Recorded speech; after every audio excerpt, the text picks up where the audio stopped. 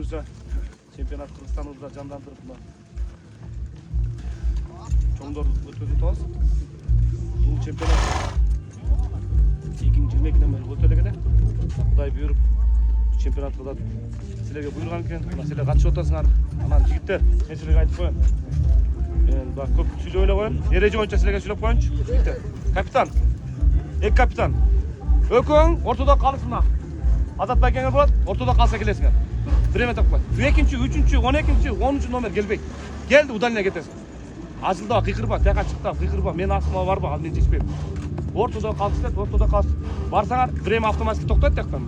Кулагында наушник бар. Токтойт. Ошол жерде сүйлөшөсүңөр, сага чечип берет.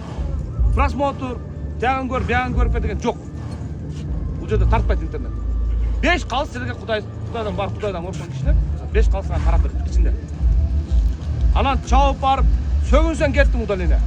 Атты башка чапсаң кеттиң 1 жылга. Урдурсаң кеттиң.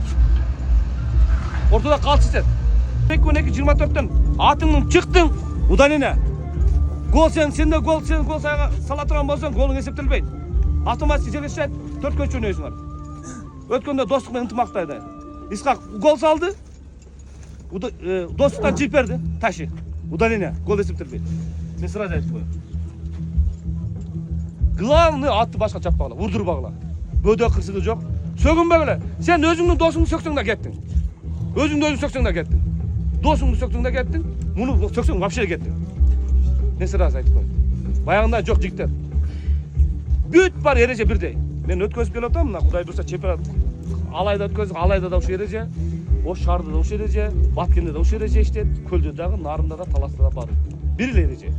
Жогорку лига, анан мындай эреже, биринчи лига мындай эреже, экинчи лига мындай эреже жок анда.